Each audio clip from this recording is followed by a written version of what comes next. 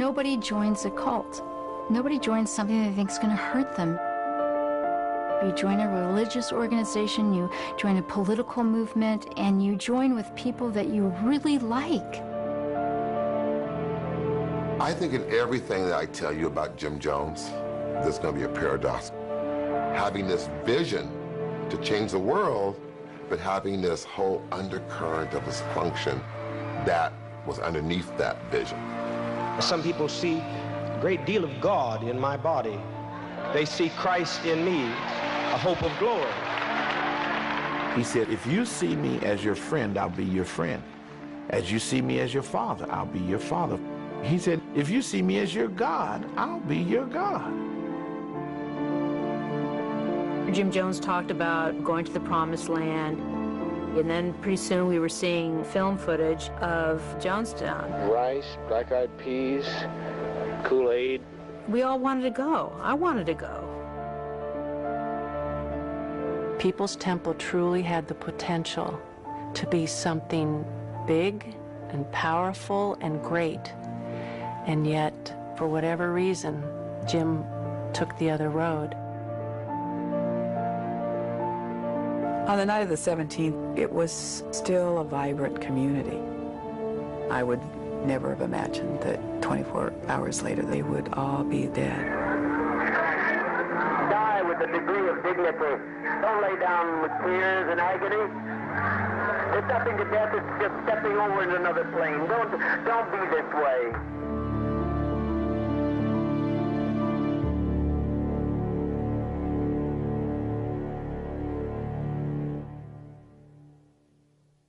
I vividly remember the first time that I met Jim Jones. My sister Carolyn had invited my parents and my younger sister and I to visit her in Potter Valley. We came, and there was this strange man in her house, and her husband wasn't there. Annie and I were sent out to go on a walk.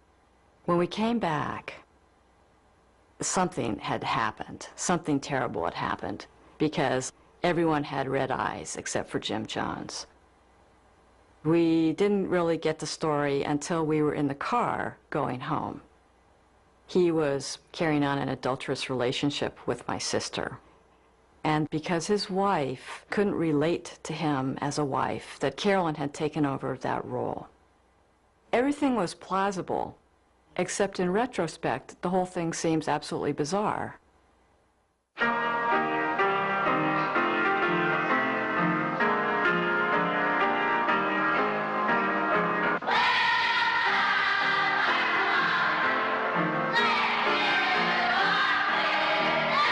The first time I visited People's Temple, I drove at the urging of a friend and a co-worker to Redwood Valley.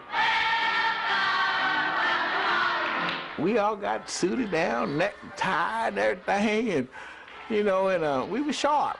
As soon as I walked in to the San Francisco Temple, I was home.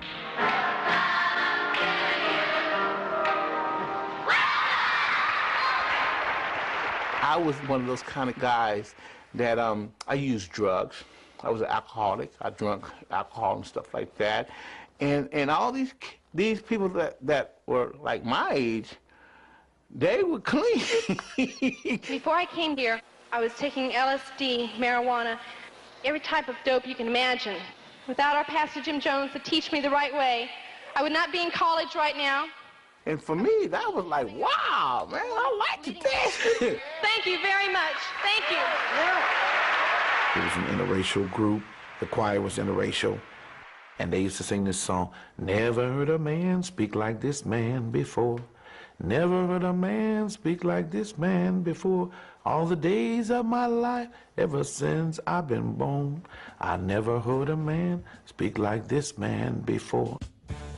After they sang one or two songs, the whole place was lit up.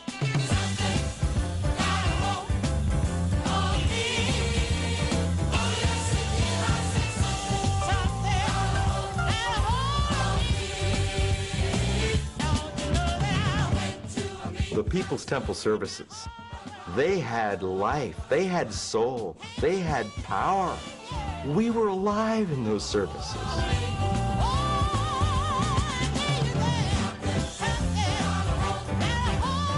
I would be up jumping in the balcony and clapping my hands. If you came in as a stranger and didn't know anything about the politics, you were thinking you were entering an old-time religion service.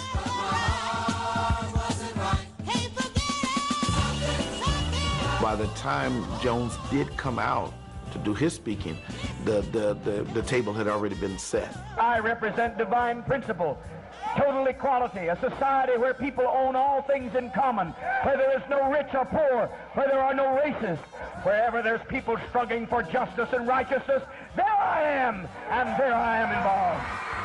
What he spoke about were things that were in our hearts. The government was not taking care of the people.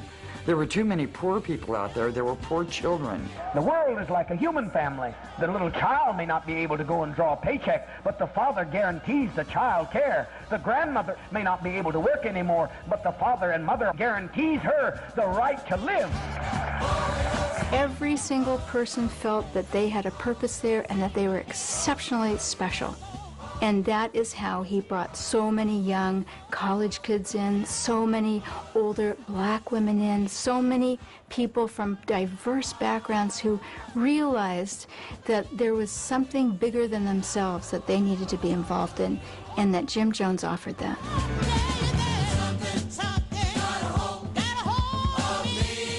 I went home, told Mom, you know what, this is the right church for me. It was the next week that I became a member of People's Temple.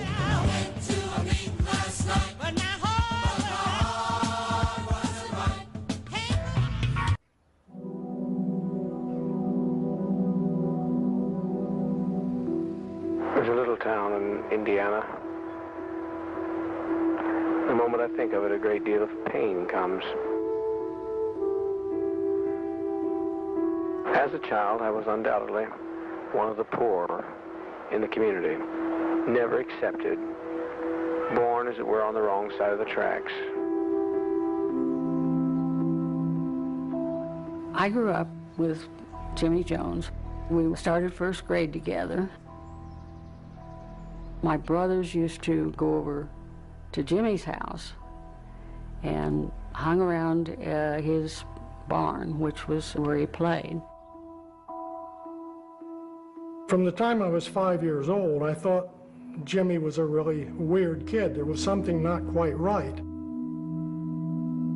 He was obsessed with religion. He was obsessed with death. My brothers came back with stories of him conducting funerals for small animals that had died. A friend of mine told me that he saw Jimmy kill a cat with a knife. Well, having a funeral for it was a little strange.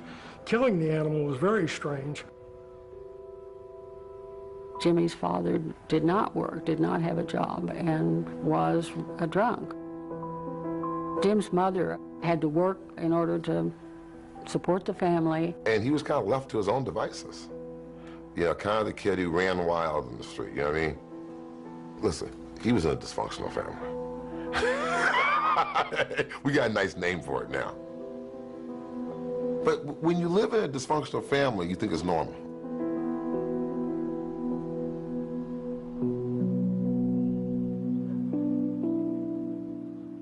Feeling as an outcast, I'd early developed a sensitivity for the problems of blacks.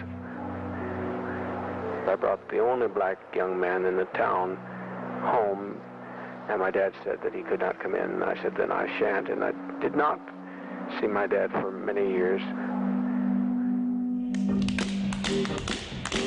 I'm a soldier.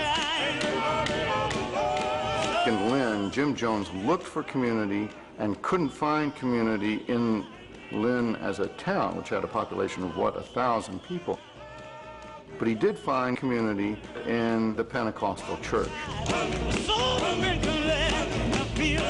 He saw that they were a surrogate home. He saw that the preachers were like father figures to their congregations, and that role represented power over the lives of your congregation.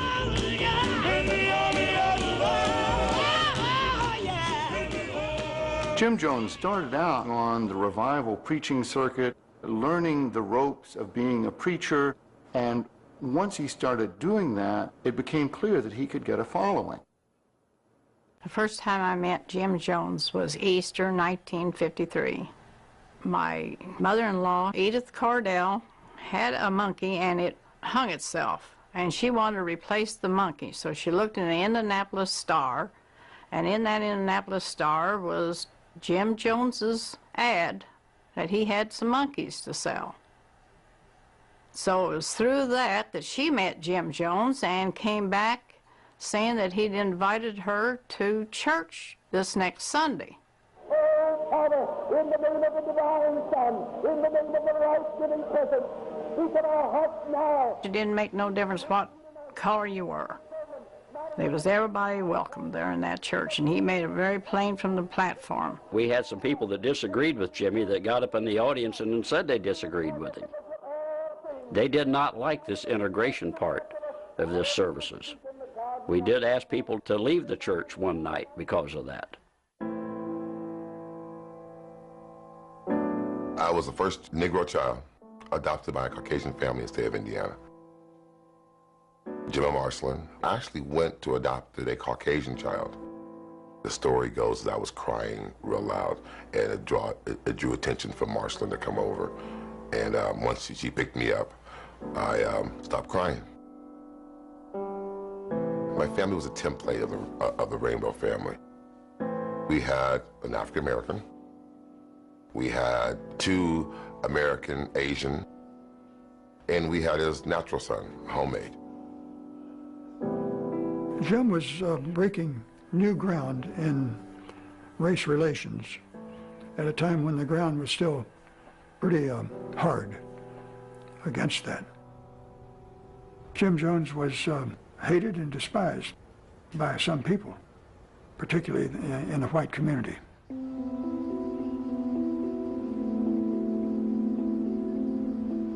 There had been pressures on him to leave Indianapolis. He thought that Indianapolis was too racist of a place for him to be, and he wanted to take his people out. California is perceived to be a very progressive state. This would be the place to implement the dream of racial equality, not Indianapolis, which seems hopeless, but California, which seems to be the promised land. He chose Ukiah in Northern California, about 90 miles north of San Francisco, because there was an article in Esquire magazine that said that Ukiah was one of the 9 places in the world that in the event of thermonuclear attack, people would survive. I told Edith, if you follow Jimmy to California, you're crazy. So what did Jimmy do but took it to a psychiatrist and sent me a certified letter that she is of sound mind and she is not crazy. I was there the afternoon that Edith drove away. I didn't know I'd never see her again.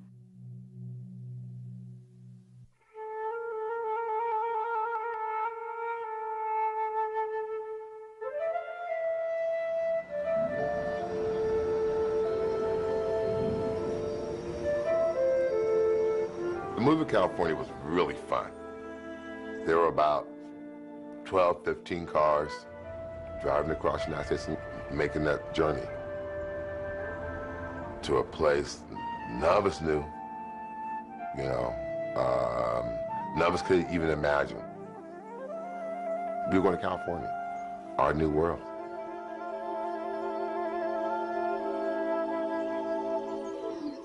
When I saw Redwood Valley, I couldn't believe my eyes because it was like a paradise. It was rural, it was green, there were grapevines everywhere, and I fell in love. I said, this has got to be a perfect way to live. Started with about 141 people, and from that we've grown to a very thriving congregation. We have about every level of society, all socioeconomic income strata, from professional down to the ordinary field worker, field labor.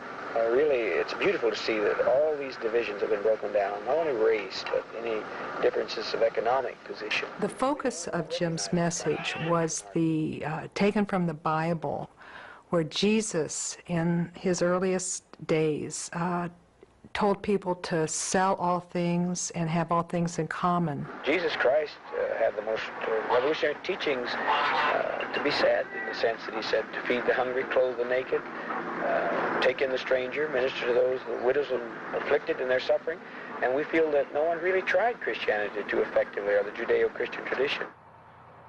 The membership increased substantially as he procured more and more Greyhound buses and fixed them up.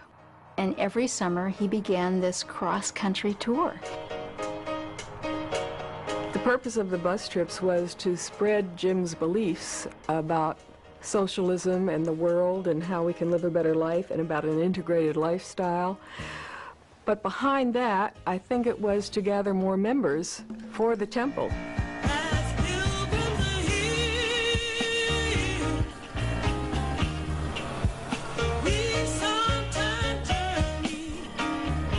I decided not to go to Vietnam, and I was just at the point of what am I going to do with myself. I heard Jim Jones was going to be coming to Philadelphia and coming to Benjamin Franklin High School.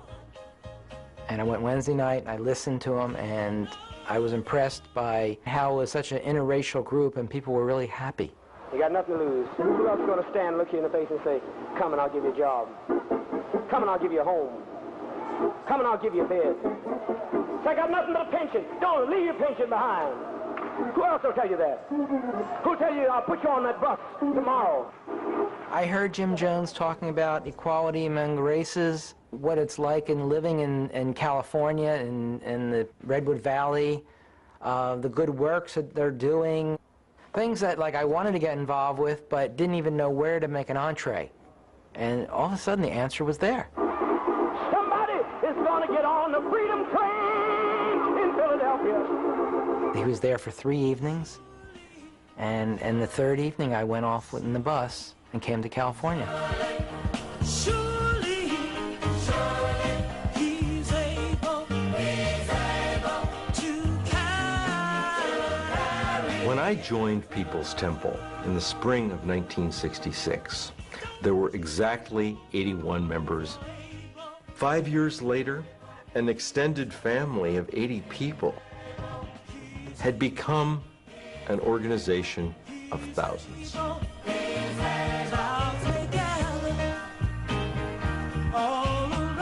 People's Temple really was a black church.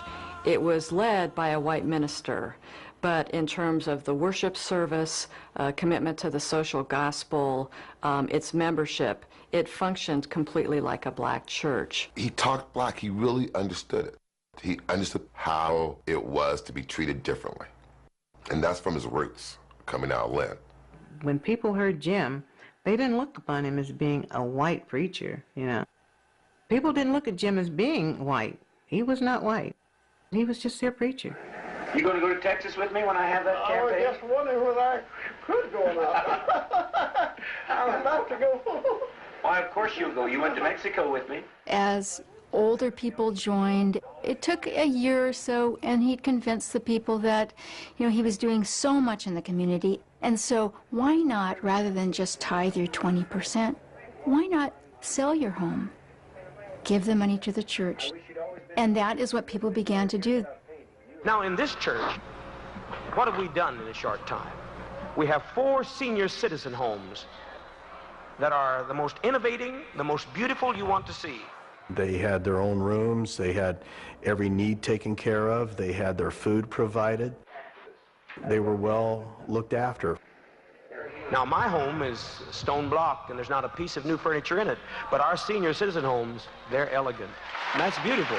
They were giving their life's money and savings to the church, but in exchange, the church was agreeing to take care of them in a community, not just in a nursing home. Surely, he's able to carry you through. Well, it got to the point where there were so many duties in the temple that some people had to become full-time. So when you were full-time temple, you worked about 20 hours a day. My week kind of ran like this. I'd work my regular job on Mondays, you know, from 8 to 5. Then I'd work on files. There were people who ran rest homes. There were animals to be taken care of. There were the publications. Everybody had a job. Wednesday night, we'd have a meeting in Redwood Valley, and I'd go to the meeting for till probably 10 or 10:30. We turned our paychecks over every time we got paid. And then we got an allowance, $5 a week. And Friday, I'd go to work, and I'd get off of work, and I'd hop on the bus or drive the bus to San Francisco. If I had to go to the doctor, it was taken care of. If I had to go to the dentist, it was taken care of. If I needed clothes, that was taken care of. And often on Saturday night, we'd have planning commission meetings till 2 or 3 in the morning. We would always try to let each other know next day, well, how long did you sleep? Oh, I slept 2 hours. You only slept 2? Well, I slept an hour and a half. And then Sunday, we'd have a Sunday morning service, and then around 1 o'clock, hop on the buses, drive up, drop people off in San Francisco, and drive up to Redwood Valley. The longest I ever stayed awake was 6 days, and that's with no coffee, no nothing. It changed over the years, but it was always busy. Being in an environment where you're constantly up, you're constantly busy, and you're made to feel guilty if you take too many luxuries like sleeping, you tend to not really think for yourself. And I did allow Jones to think for me because I figured that he had the better plan. I gave my rights up to him, as many others did. Edie? Are your fingers numb in your right hand? Reach the fingers out that are bothering you.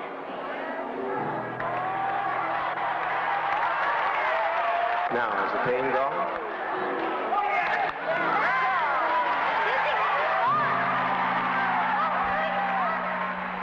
There was a senior citizen, and we nicknamed her Power.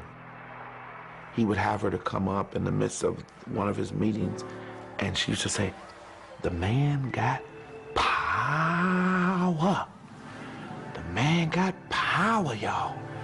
And the whole place would just go wild.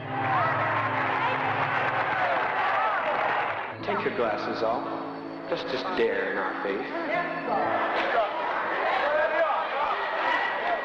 Now, look at my face. I love you. The people love you. And most importantly, Christ loves you. What do you see? One finger. One finger. One of the most incredible healings to me was this little old lady, and she was in a wheelchair. Jim said, "Darling, you know, today is your day. You're gonna get healed today. So we're gonna heal those legs of yours. You're gonna walk again." And the whole auditorium went totally crazy. Come forth, my dear. Stand out. Take that step. Bless your heart. Take that step. And she takes this real slow, shaky step. She said, "I can feel it." He said, "Yes, I know you can feel it. Now take your other leg and do it." And it's another real slow, shaky step. And he says, "Now I want you to walk toward me." Move forward. Move forward. Move forward, darling. You can do it. And she starts taking forward steps. And pretty soon, she is walking. And she starts walking up one of the aisles. And pretty soon she's running. Well, by this time, the whole congregation's running down these aisles with us. We're all just running around the aisles, just hooping and hollering up a storm.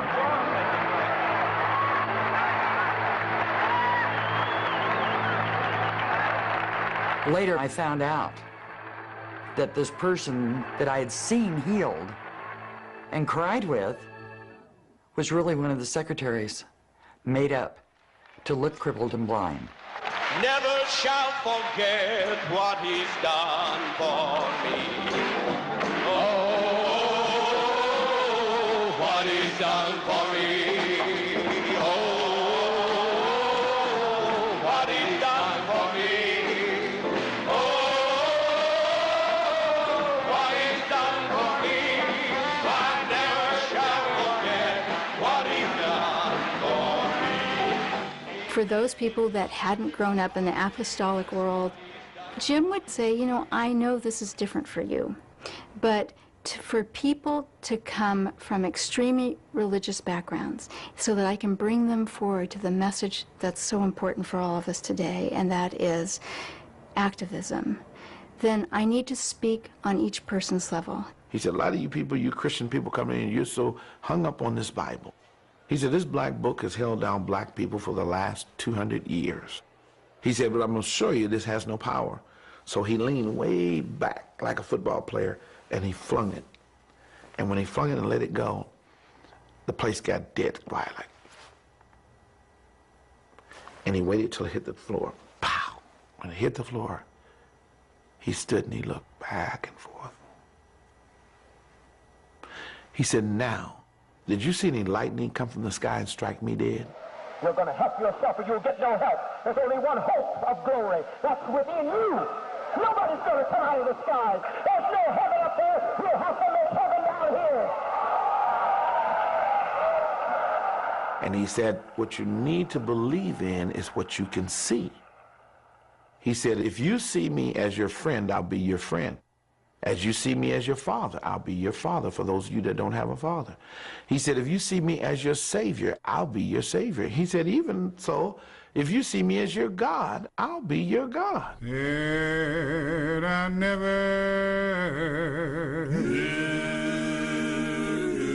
heard a man speak like this man before. People lifted Jim to a level of adoration because many believed that he had healed them of cancer. Many believed that he had saved their son or daughter from an automobile accident. There were many reasons for many people to admire, love, excuse, overlook much of what Jim did.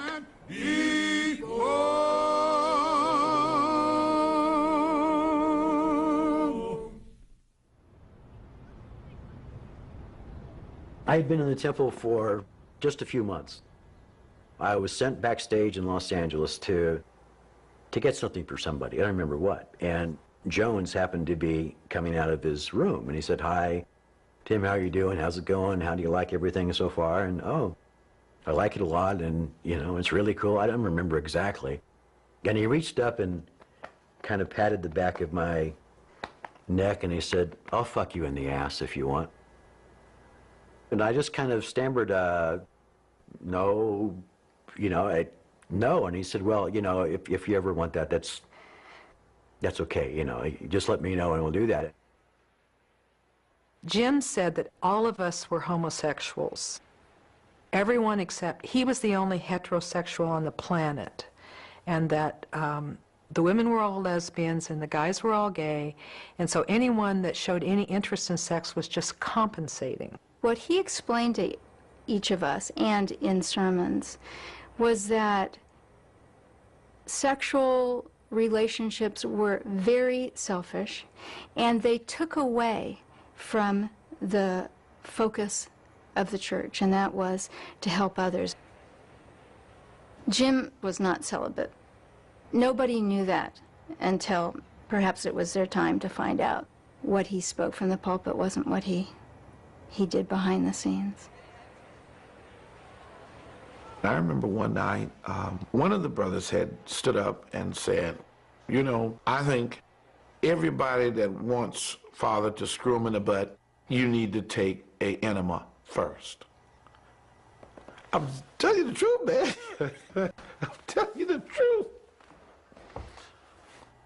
And then the question went on, well, how many of you in here have had him to do that? And whether they were lying or just following suit, hands of the men just went up around the room. And I'm sitting there petrified, because I'm like, is this what it's leading to, that I'm supposed to get to? And I'm thinking, But I played it off like, okay, I'm being cool. Okay, if that's where they at, that's not where I'm at. Because I'm thinking, my wife, I'm happy with my wife. You know, what I'm concerned with her, with this sleep I'm not getting enough anyway.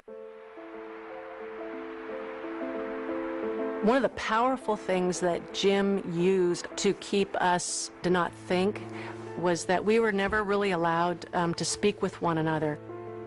I'd look around and I'd say, am I the only one that feels this way? I learned eventually not to say anything to anyone. We had a lady who visited us a week ago here and was speaking to one at the door, and she was a member of a prominent church, a pastor's wife. And she said, I think that the poor should be made to control how many children they bring into the earth. You remember? Some leading scientists say we have to have euthanasia. Oh, no. Oh, no. Who's going to decide who and when a person's going to die? We must never allow that, because this is the kind of thing that ushers in the terror of a Hitler's Germany. We must not allow these kind of things to enter our consciousness. My father used to tell me that people's lives, 60% of people's lives, were made on emotional decisions. Make your decisions, 60% of your decisions, based on logic, fact, and reason. And allow emotion to be the secondary motivator. And we were Star Trek fans. He and I were Star Trek fans. And he used to always say, just vulcanize yourself. Just vulcanize yourself.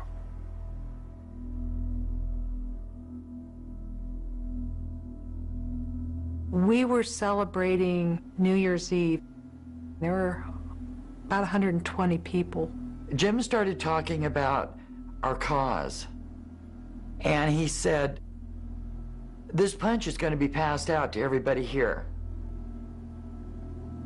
We all drank our punch, and then, he said, you just drank poison. And we will all die right here in the church together as one. The women were just screaming, oh no, my baby, my baby. And others just sat there.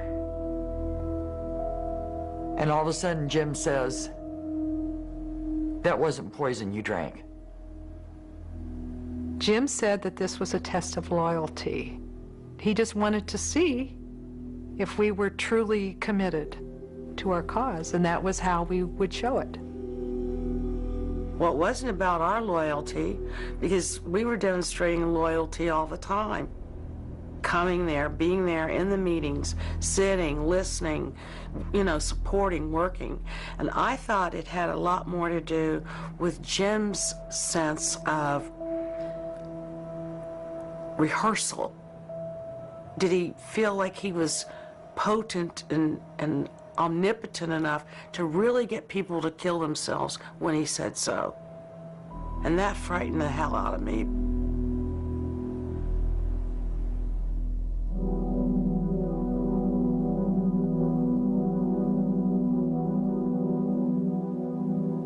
Jim Jones, I think, realized that ultimately Ukiah was not the sort of climate where People's Temple would thrive. He wasn't going to be gaining large numbers of members.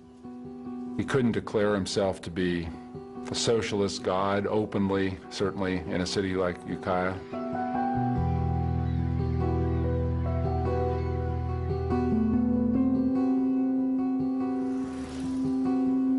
In San Francisco, Jones walked in on a sort of a wild kind of party where there was a lot of new faces and new sources of power. And there was a sort of feeling that smaller groups, neighborhood groups, activist groups had a bigger chance. I think the early 60s had been a time of great optimism. There was a belief that we could change the world through social movements.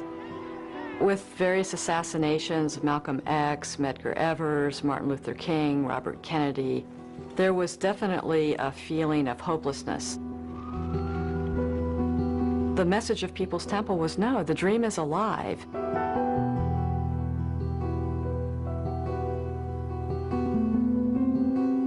If you had a demonstration in San Francisco and you wanted people to show up, Jim Jones, the People's Temple, could be there in 20 minutes with hundreds of people, and we would be enthusiastic. There was an attitude of, we can change the world. And that's what we wanted to do. These people would be on time, they'd be polite and nice. They were a span of ages, a span of races. They were tailor-made for a political rally. To a politician, it was like a birthday cake times 12. You've managed to make the many persons associated with People's Temple part of a family. If you're in need of health care, you get health care. If you're in need of legal assistance of some sort, you get that. If you're in need of transportation, you get that. And that's the kind of religious thing that I'm excited about and to have some respect for. When vice presidential candidate Walter Mondale came to San Francisco, Jim Jones was part of the entourage that boarded his private jet. When Rosalind Carter came to San Francisco, she gave Jim Jones a private audience. Jim Jones had political power that few people, let alone preachers, could have imagined.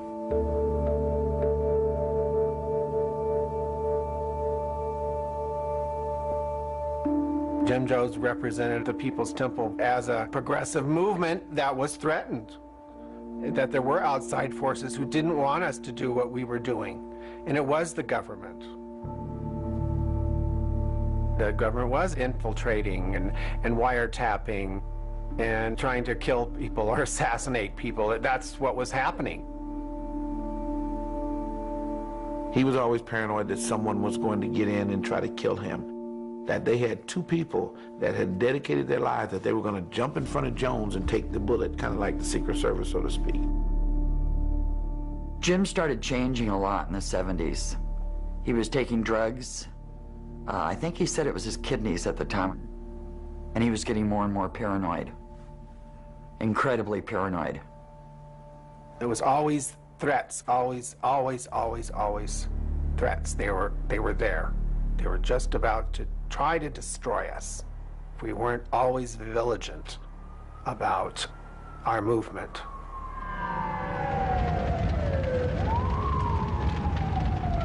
There was a fire in the San Francisco temple. The temple was burned down and had to be rebuilt. The fire proved they are out to get us.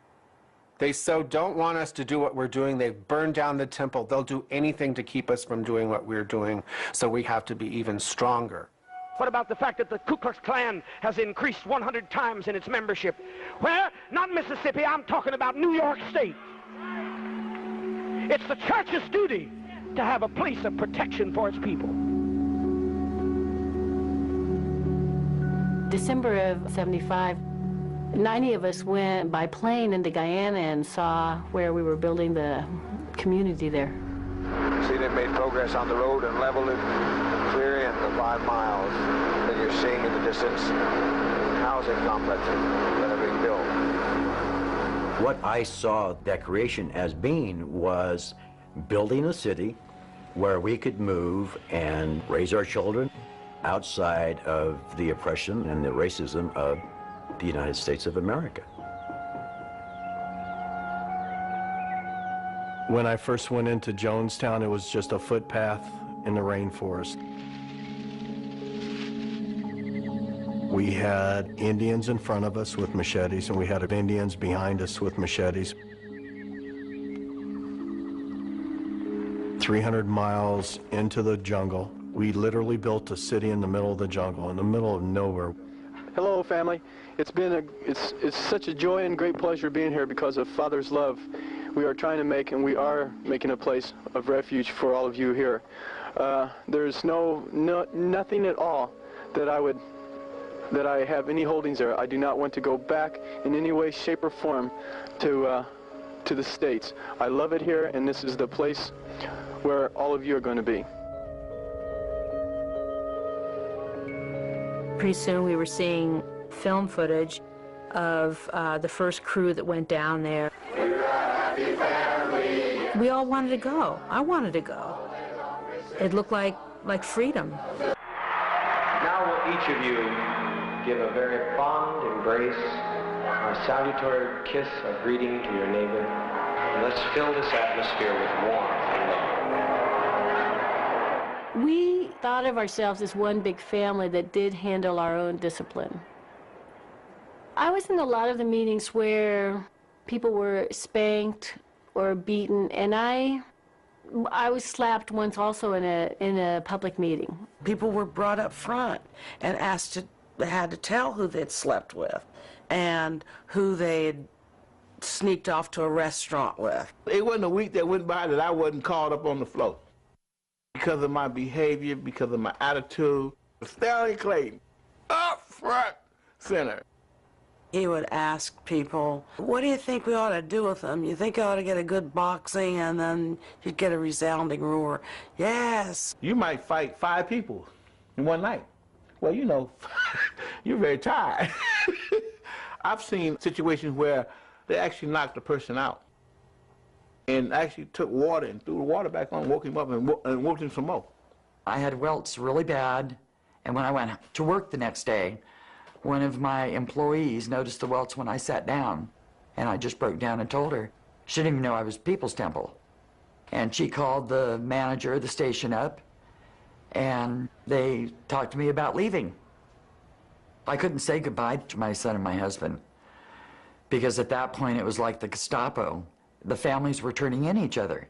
If I had said goodbye, one of them would have reported me. It's kind of like when you get married and you have this ideal and you're in love, and then, the honeymoon wears off and reality sets in. And most people, once the going gets rough, don't jump out immediately. In one planning commission meeting, Jim was getting notes, kind of love notes from one of the members on the planning commission. Jones is sitting there calmly, and so another lady said, well, I don't know why you keep doing that. What makes you think you got something that he wants anyway? And so another woman says, well, you know what, you ought to just take off your clothes and show him what you got. You ain't got nothing. And so by this time, they look back to Jones, and so he looks up his glasses, and he nods with approval. Yeah, that's a good idea. She was to be totally naked, and she was down to nothing but her skin. Not even any shoes on, no bra, no panties, no nothing. Then they begin to say what her breasts look like, her stomach, butt, vagina, you name it. Everything they could think of, they were saying. By this time, her face is red. Her body's almost red from embarrassment. And I noticed something. Jones was sitting, looking over his sunglasses, but he had a smile on his face, like he's really enjoying this woman being torn down. I have a conscious memory of sitting there thinking to myself, this is wrong. And I didn't do a damn thing to stand up and say, this is wrong. It's like a child in a dysfunctional family. On a certain level, it's normal, I just kind of took everything in stride. But then we felt like we had gotten involved and gotten in so deep that it was actually no way out.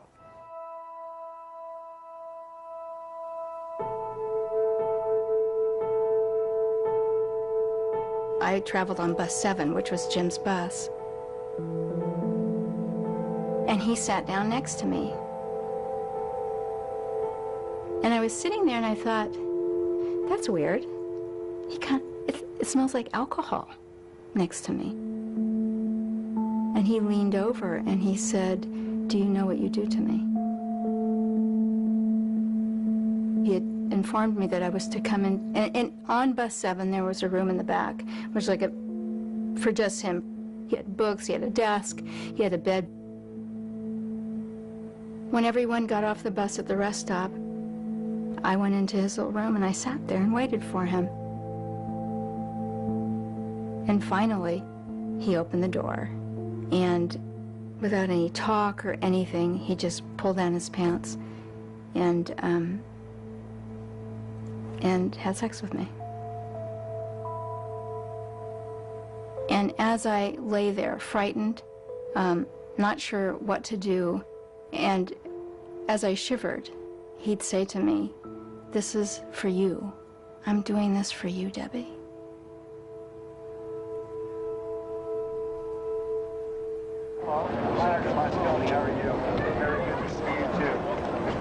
Well, in 1975, there was a mayoral election in San Francisco. A conservative candidate and a liberal candidate, George Moscone. How you doing, all right? All right. Jones had several hundred people. who would go door to door election day. Instead of a group that might give you 20 or 30 of these people, or 100, you had 300 or 400. God bless you for being here, and let's go on and win. The Moscone election was very close. The margin of victory was probably no more than 4,000. So you had to credit a big chunk of decisive votes to People's Temple. The reward for the election of George Moscone was the appointment of Jim Jones as chairman of the City Housing Authority. What was once a really boring meeting all of a sudden became like really interesting when Jim Jones became the head of it, because we all came down on the buses and we were instructed that when Jim came in we stood, and when he left or spoke we'd stand and clap. The sheer staginess, the controlled atmosphere that sort of enclosed this guy made him so unusual, so different than the norm, that it made me very curious. My biggest problem was getting somebody to sort of talk to me about the church in kind of conversational terms. I had become friends with some of the various defectors, and one of the defectors told me that she was going to speak publicly about Jones. And I said to her, I said, well, if you're going to speak publicly, I'm going to speak with you. I'm not going to let you do this alone. I finally heard from some ex-members who heard I was interested in writing a story about the temple for New West magazine. And they took a chance. They called me, and some of them said, you know, you don't know nothing about the church. Wait till I tell you what I went through. Before the article was going to break, Jim convinced the publisher that she needed to read it to him. He was on one phone and I was on taping the other end of it while somebody else listened on another one. Jim didn't understand that there was no way he could talk her down from whatever this article was going to say. And as she continues to read this article, he's looking around the room at about 5 of us, and you could tell that he's becoming more and more anxious, and you know, his mouth becomes drier and drier. And he realizes that this article is going to be hugely damning. And it was midway through it, he mouths to all of us in the room, "We're leaving tonight." They flew out to Guyana 6 hours before that article was going to hit.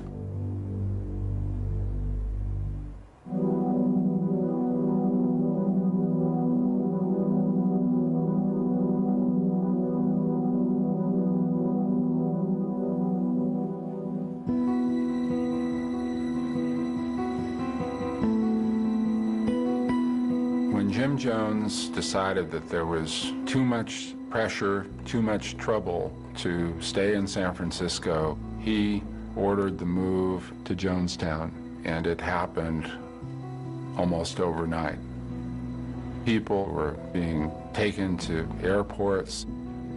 There were people who were packing their belongings and leaving their homes with virtually no explanation to their family members as to where they were going or why they were going.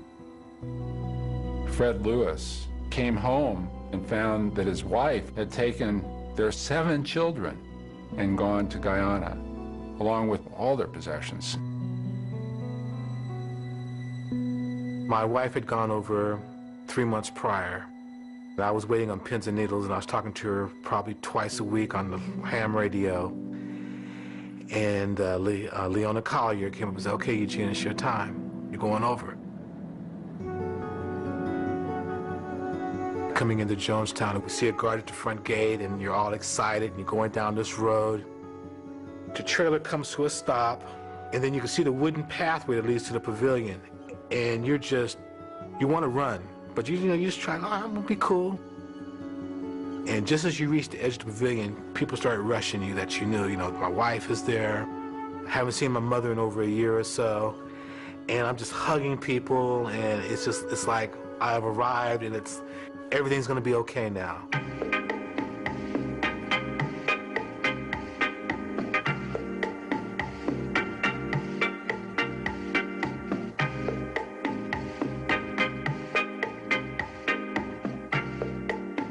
I've never been so totally happy or fulfilled in my life. I can't begin to describe it. You could sit here and talk all day long and no words could describe the peace, the beauty, the sense of accomplishment and responsibility and camaraderie that's here, it's overwhelming. It really is. You can't describe it.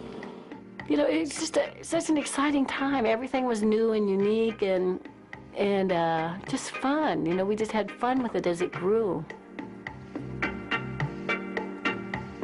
I just love that we created what we ate, that we did all these jobs. What do you think about your friends back down in the state? Do you think they should be here? Well, do you want to share with them this morning? Speak up. I wished I could. Well, can you do share it? with them? Would you do it? They won't listen to me. They won't listen to you, huh? When you don't have anything, you own Jonestown. You are part of Jonestown. You were a shareholder at Jonestown if you were African American. It gave them the opportunity to really be a part of creating a utopia. Tell me why, tell me why, tell me why. Why can't we live together? Tell me why, tell me why. Why can't we live together? Everybody wants to live together. Why can't we live together?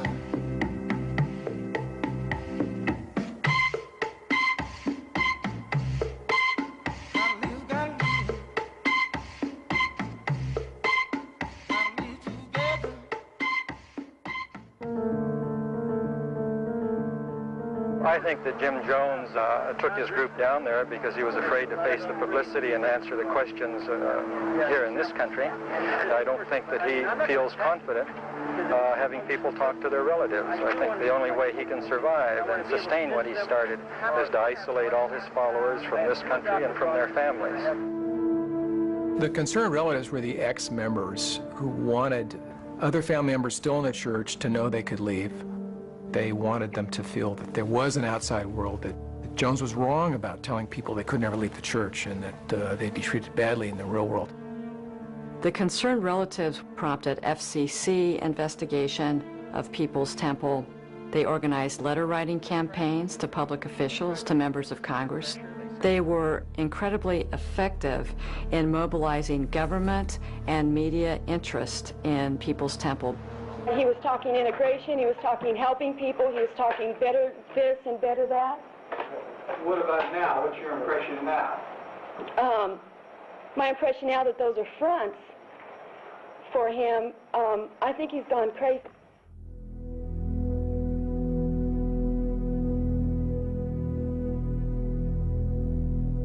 When Jim Jones wasn't there, things tended to be a little bit lighter. You know, people would be dancing or singing. There'd be music in different cottages. But when Jones was present, it was very, very dark. It was almost like a dark cloud. In Jonestown, there was a speaker system, and only Jim spoke on it. And it went 24 hours a day, and he would tape himself. So in the middle of the night, all through the night, his voice was talking to you. The United States is calling for the removal of all blacks and Indians, so is England, and want to have their immigrant black Indian population removed in 6 months. We had no other radio or TV or communication with parents or any kind of, update that could show us really that there's a whole other thing going on besides what Jim was interpreting for us. I make my stand clear. Give us our liberty or give us our death. No matter where you were, you could hear. You could hear it when you're in your bunk at night. You could hear it when you're in the outhouse. You could hear it when you were working in the field. You could hear it all the time. At least on those terms, we choose our death, and no one chooses it for us. Don't try to take any of our children. There was this pervasive sense of being under attack in Jonestown. He told them that things were just getting worse in the United States. They couldn't go back home. And not only that, but these forces were traveling to Guyana to destroy them there. You can't know how much of a conspiracy there is in the U.S. Maybe it's economics. Who knows what it is? I'm not even sure. But I do know it's real. It's obvious that Martin Luther King was murdered by a conspiracy. Malcolm X. Over the summer of 1978, all of us noticed that Jim seemed to be getting sicker. His harangues over the loudspeaker were getting more and more frantic and really just sounding more and more insane. He had gotten to the place that even his voice was becoming slurred. And he said it was because the nurse was giving him the wrong medications. But yet and still, every day, it was getting worse and worse. Every night at some point, his voice would come over the loudspeaker and he'd say, "I'm sending somebody out tonight. Somebody you know, somebody you trust. And they're gonna act like they want to leave. But this is a loyalty test, and you need to turn them in." A father would turn in a son, a husband would turn in a wife, a small child would turn in a parent. There was no freedom to express to one another what was going on because everything was suspect. The most forbidden thing to express was to leave. He had a real issue with separation. People could not leave him. He took it as a betrayal to the cause and to him personally. He said, "I really want to get away from here, and by Christmas I will be gone." By Christmas, do you want to be gone? Yeah, well, if By I Christmas, was do you want to be gone? By Christmas, do you want to be gone? I would ask you, could I go home to make a trip to see my people? I have the power to send you home by Christmas, but it's not on Trans World Airlines. It's blasphemy. It's blasphemy to talk about going back when you have not been given any approval. Do you want to go home? No. Well, then be seated and shut your mouth and don't be in my face anymore.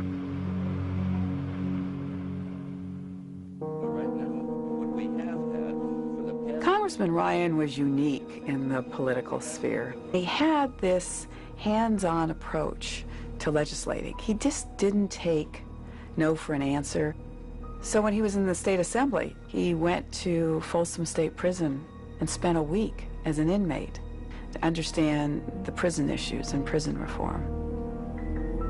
He became concerned because a number of residents in San Mateo County had become members of the People's Temple, and family members started contacting him, concerned about their whereabouts and concerned about whether or not they were being held against their will. The word we were getting was that there was an armed encampment. It was enough for the congressman to say, you know what, I want to go find out for myself.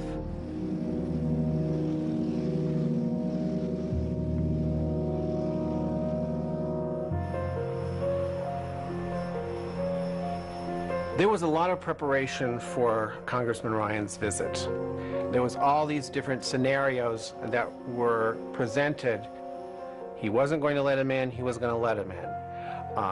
We were going to wait for them to come in, and we were going to kill them all when they came in. I was very fearful about making the trip. I had a copy of the congressman's will and placed it in a particular drawer in my desk, just in case.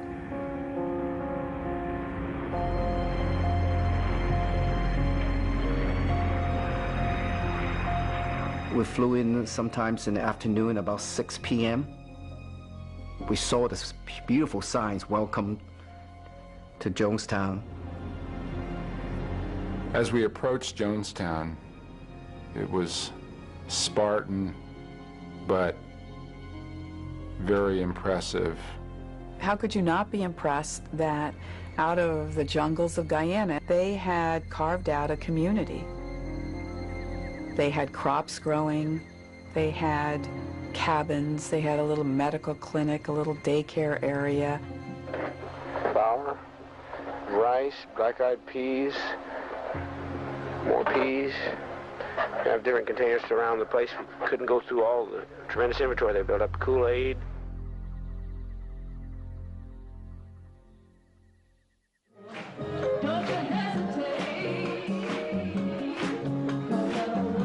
When Brian came, he came on a Friday night, and we put on a reception for him. The songs that we sang that night, it was people saying this is who we are and this is what we're about.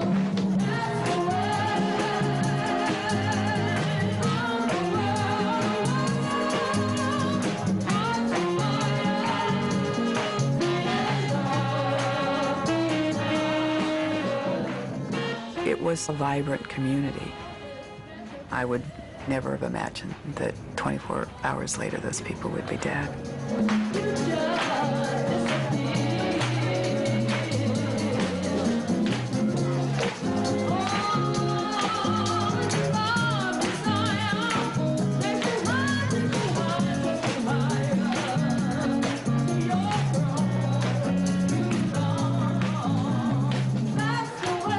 Everything up to that point was good.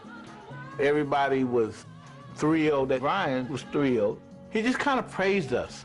I think that all of you know that I'm here to find out more about questions that have been raised about your operation here. But I can tell you right now that from the few conversations I've had with some of the folks here already this evening, that whatever the comments are, there are some people here who believe that this is the best thing that ever happened to them in their whole life.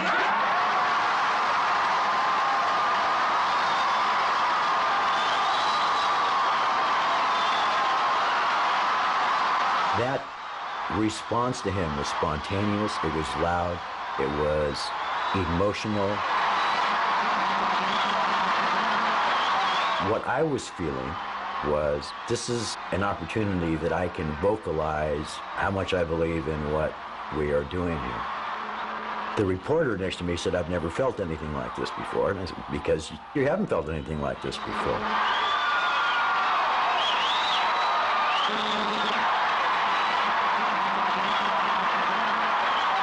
I actually felt pretty good overall. This went probably as well as it possibly could go so far.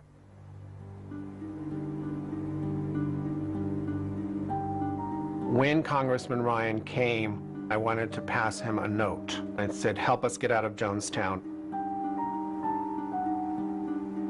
When one of the reporters was walking around towards the edge of the pavilion, I stuck the note in the fold of his arm, and it fell to the ground.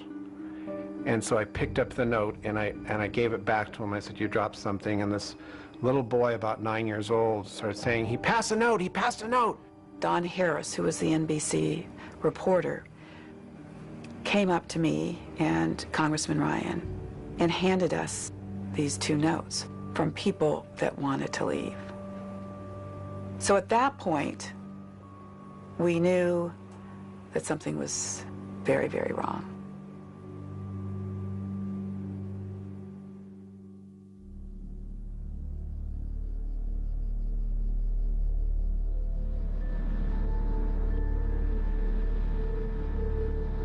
I was like the first to rise up the following morning. It was a bright, sunny day, but it was a dark day. It just didn't feel right. We were there supposed to interview some of the family members to ask them why they cannot leave. Are you happy here? Oh, I should say I am. I've never been any happier in my life. You want to stay? Definitely. I certainly do. Some people have said they couldn't leave if they wanted to. Do you think you could? Yeah, if I really wanted to, I'm free to go. If I was really wanted to, I'd be able to free to go. Well, I believe it. I've been here a few days, and I have absolutely no complaints at all. It is really nice here. It is really nice, and I'll be leaving in a couple of weeks, and they could come with me, but they said they didn't want to come.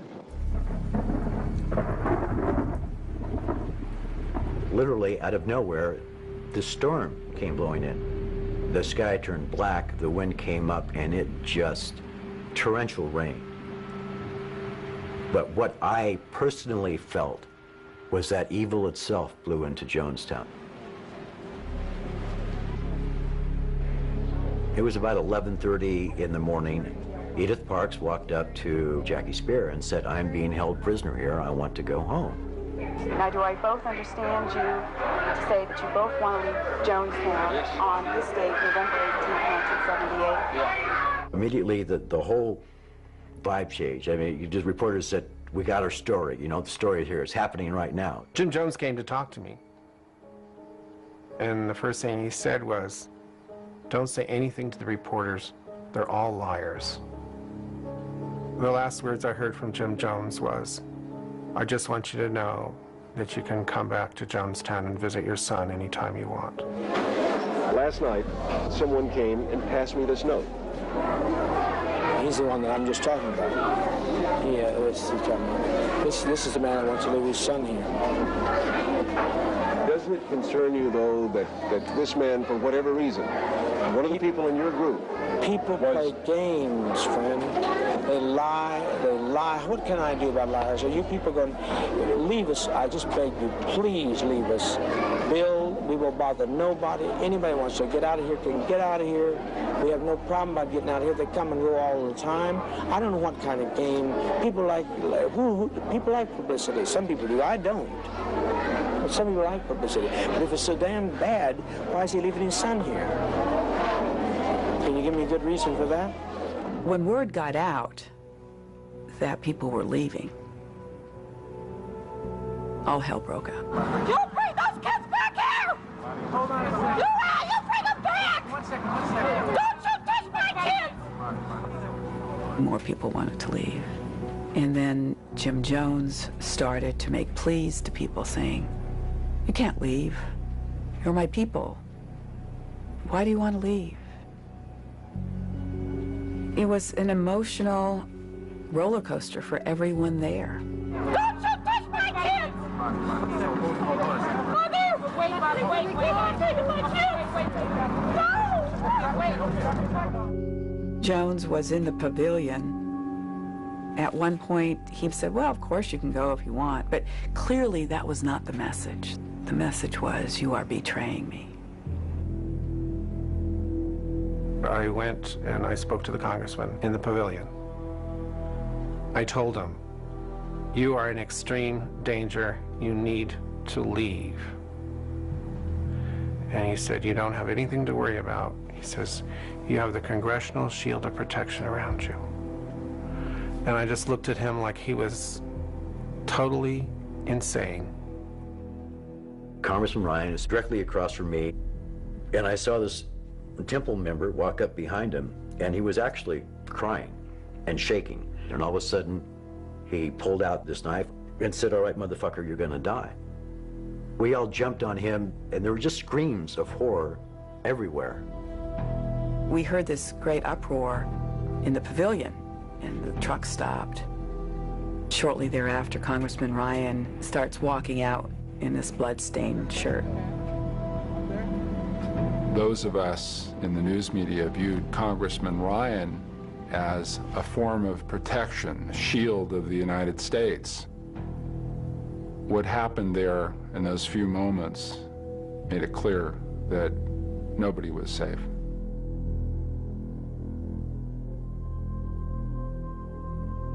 I went back to my cottage. All I wanted to do was see my wife and my son.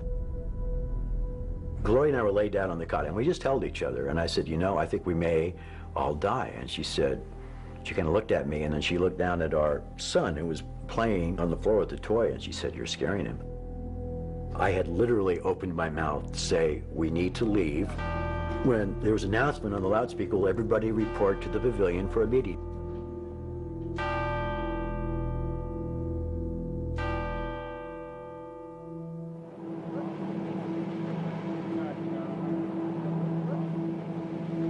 We drove back to the airstrip, Port Katoomba.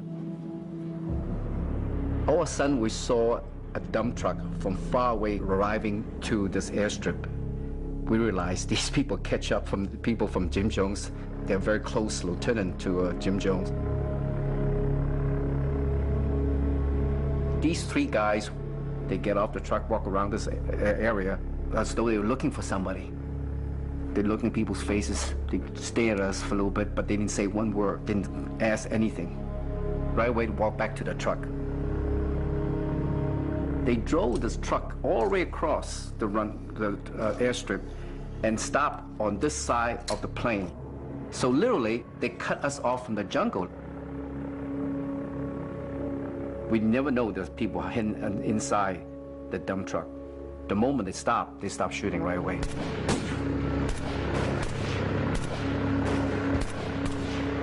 Everybody ran towards the plane, on this side of the plane. They tried to hide underneath the wheels. Then the congressman ran under the plane, and I sort of followed suit and got behind one of the tires.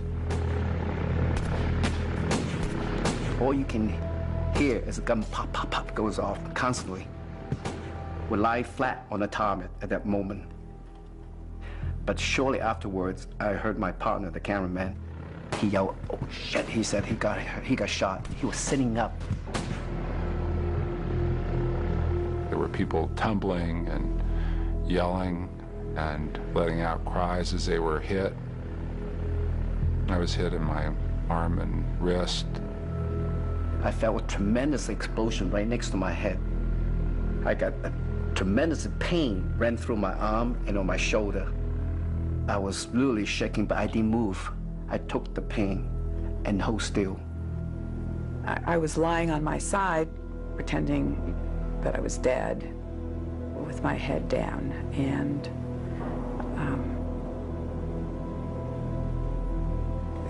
they came and shot me at point blank range.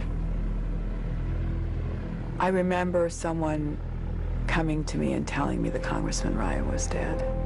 But I was at a point where I didn't know how much more time I was going to be alive.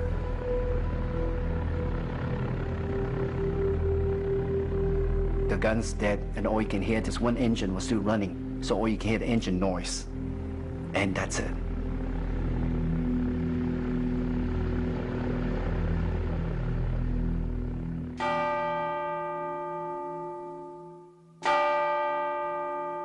We walked up to the pavilion together with everybody else. It was very quiet, it was very somber, it was very sad, but it wasn't a death march. The congressman's dead. You think they're going to allow us to get by with this? Must be insane. They'll torture some of our children here. They'll torture our people. They'll torture our seniors. We cannot have this. He said, well, we got to go. We got to get out of here. We got to go to sleep. Get the solution together. If we can't live in peace, then let's die in peace. Maria Katsaris walked up to him and whispered in his ear, and he looked at her and said, "Is there any way to make it taste less bitter?" And she said, no, apparently not. And he said, "Is it quick?" And she said, "Yeah, it's supposed to be quick." Anyone that has any dissenting opinion, please speak. When we destroy ourselves, we're defeated. We let them, the enemy, defeat us. On the last day of Jonestown, Christine Miller stood up and said, "I don't want to die here. Why are we going to throw all this away? We've worked too hard." I look at our babies and I think they deserve to live. I agree. You know? But also they deserve nothing more than deserve peace. We all came here for peace. Is it too late for us? She's calling Jim Jones on some of the things that he has promised them that they were going to do. Jim had promised that as an alternative to them dying in Jonestown, that they could go to the Soviet Union. I'm listening to you. You asked me about Russia. I'm right now making a call to Russia. What more do you suggest? Eventually, the rhetoric ratchets up enough that she is shouted down. Christine, your life has been extended to the day that you're standing there because of him. It's when I noticed that there were armed guards that kind of taking positions up around the pavilion. I'm thinking, where did all these fucking guns come from? Jones came down off the podium and he said, "Hey, we got to do this. We got to go. That if we don't go this way, we're going to go like this." And they were coming, taking like newborn babies out of the mother's arms. Mother, mother, mother, mother, mother, please. Mother, please, please, please, don't do this, don't do this. Put down your life with your child, but don't do this.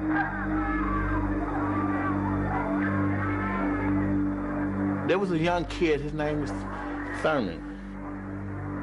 When he came inside, he bumped into me. At that same time, he's falling to the ground and he's going into convulsion. Hurry, hurry, my children, hurry.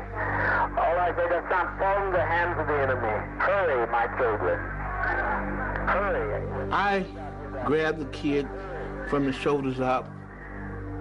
In that process of taking him out of the pavilion, this kid died in my arms. I just felt the life go out of him. To me, at that point, I knew that this shit was real. Die with respect, die with a degree of dignity. There's nothing to death, it's just stepping over into another plane. Don't be this way. I ain't never used the term suicide, and I'm not gonna never use the term suicide. That man killed, who was killing us. As I walked up to the back of the pavilion, I saw a woman named Rosie on the ground, crying, holding her dead baby.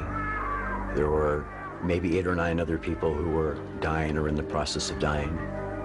Inside, I just wanted things to stop. Please, just let me catch my breath. Let me figure out what's happening here. I looked to my right, and I saw my wife with our son in her arms and poison being injected into his mouth. My son was dead, and he was frothing at the mouth. You know, cyanide makes people froth at the mouth. My wife died in my arms, and my dead baby son was in her arms, and I held her and said, I love you, because that's all I could say. It was like, she died in my arms, man. Quickly. Where's the vat? Right here, so the adults can begin. My wife came up to me. She didn't have no tears in her eyes. She just was just in a daze. My mother, my grandmother, my sister, my brother, oh, they gone. You know, she said, just take me, and just lay me down next to my grandmama. And she went up to that kool-aid, to that death barrel, and she just didn't hesitate, just took it and drank it, and then told me to hold her, to take her, and I did. And she died in my arms. And once I laid her down, and she told me how she wanted to lay with her grandmother, I at that point knew that I didn't have no reason to be here anymore. We laid it down, we got tired.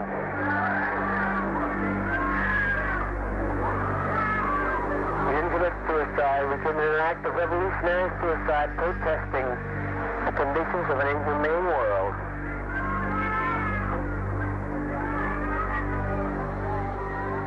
They were just fucking slaughtered. They were fucking slaughtered. There was nothing dignified about it. Had nothing to do with revolutionary suicide. Had nothing to do about making a fucking statement. It was just senseless waste. Senseless waste and death. To whomever finds this note, collect all the tapes, all the writing, all the history. The story of this movement, this action, must be examined over and over. We did not want this kind of ending. We wanted to live, to shine, to bring light to a world that is dying for a little bit of love. I never believed in heaven in my whole life. You know, that's not the way I operated. But when I was in Guyana, when I watched the sunrise and stuff, I actually thought there was a heaven on earth.